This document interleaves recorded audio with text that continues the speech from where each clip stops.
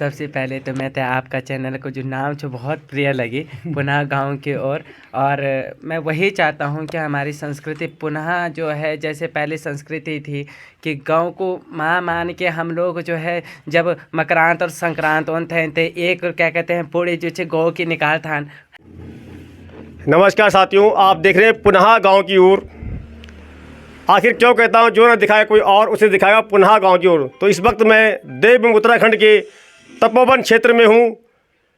जैसा कि आप सभी को विदित है कि कल से जो है हमारे भट्ट जी गौ बचाओ के प्रति एक अभियान यात्रा निकल रही है और करीब 7 दिन की यात्रा होगी।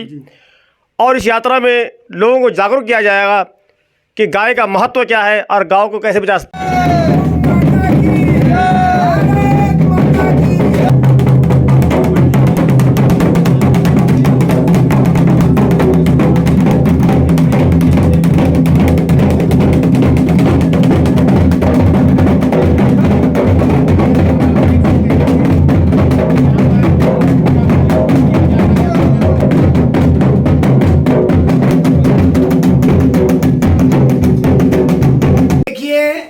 पतित पावनी माँ गंगा के तट पर गौधाम सेवा समिति और गौ रक्षा अभियान के संयुक्त तत्वाधान में संत समाज, विद्वत समाज, प्रभु प्रेमी सज्जनों, माता तथा देवियों, ऐसा अद्भुत संगम या तो कुंभ में देखने को मिलता है या फिर संत समागम हो वहाँ देखने को मिलता है।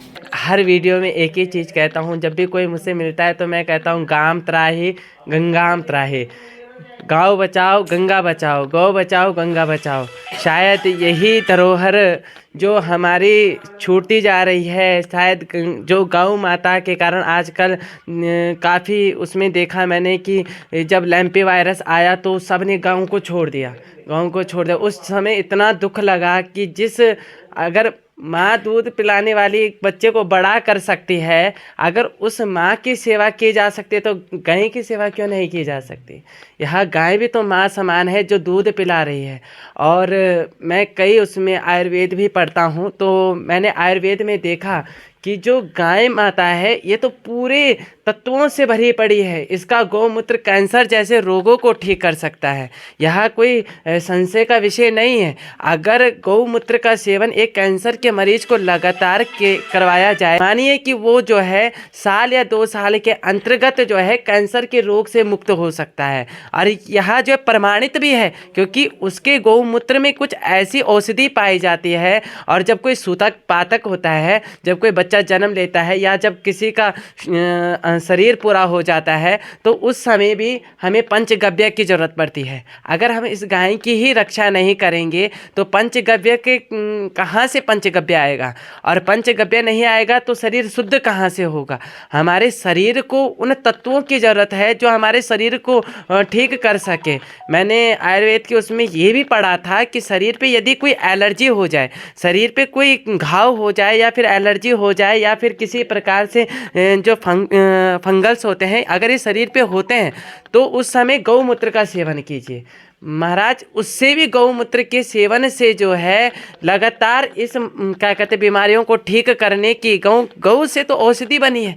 गौ कहीं पे मेरे भी आंसू आते थे। आज जब प्रेस कॉन्फ्रेंस हो रही थी तो महाराज जी के मुखारविंद थे, महाराज जी भारत में आए, उन्होंने कहा कि मैं जब गाय को देखता हूँ, ऐसी दुर्दशा देखता हूँ, परीक्षित जैसे राज्य में ऐसी दुर्दशा देखता हूँ तो मैं रोता हूँ। और मैं तब तक रोता रहूँगा जब तक के लिए गौ बचाने की और गंगा बचाने का अभियान पूरा नहीं हो जाता, जब तक यह सरकार तक पूर्ण तरह से नहीं पहुँच जाता कि हमारी गौ माता को राष्ट्र माता और गंगा को बचाना है, गंगा को बचाना है। बड़े भाई जी का मैं बड़ा बड़ा आभार व्यक्त करता हूँ क्योंकि मुझे संतों के आशीर्वाद से, जो संत हैं उन्हीं के आशीर्वाद से यह प्रेरणा मिली। आज जो भी है भगवती कृपा से और संतों के आशीर्वाद से, विप्रों के आशीर्वाद से आज आप सभी के समक्ष जो है उपस्थित हूँ।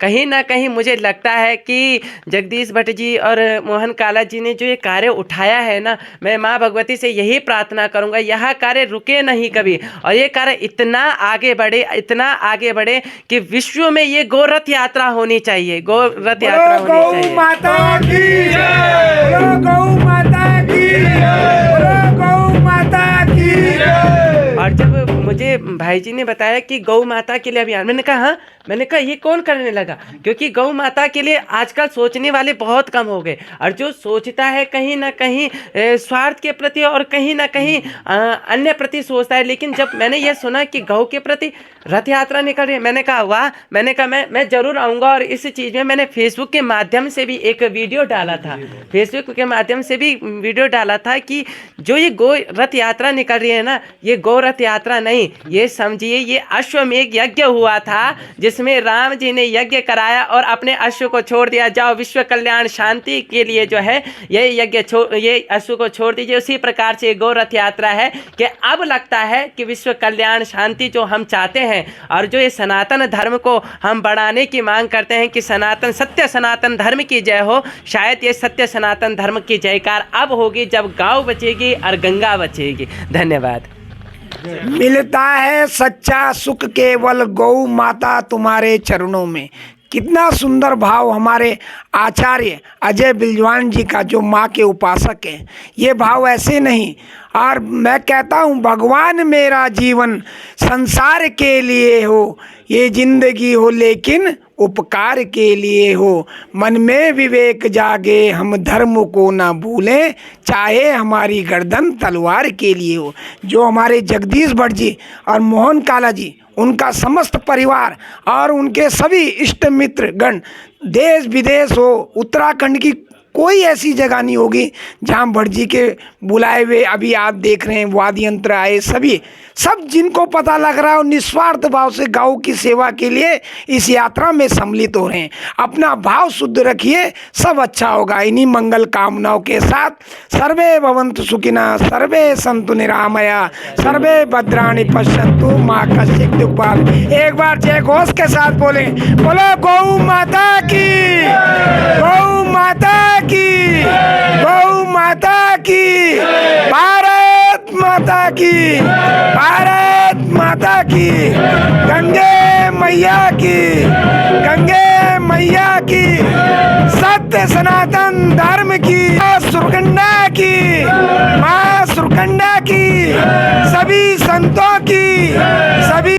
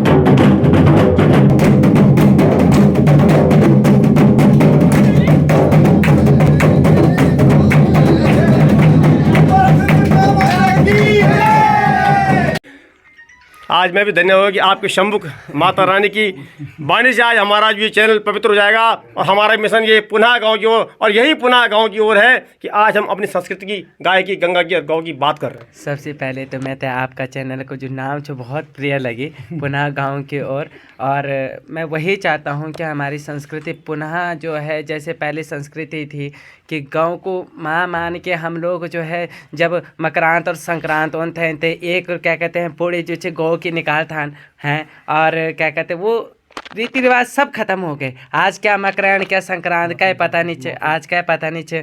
और आज ऐसा लगता है कि धीरे धीरे जो है हमारी सभ्यता ख़त्म होती जा रही है, सभ्यता ख़त्म होती जा रही है। तो इस चीज़ में बहुत ही गंभीर सोचनीय विषय है कि ऐसी सभ्यता को ख़त्म होने से कैसे बचाया जाए।